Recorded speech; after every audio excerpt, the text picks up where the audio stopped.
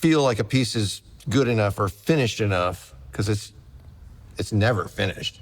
It's never finished. You just have to stop working on it. It's never finished. You have to stop at some point. Yes. And then you put it out there in the world, and you get, hopefully, mostly positive affirmation that it's interesting and it's okay. At least it's okay. Hopefully it's very interesting, or maybe it's mind-blowing. Who knows?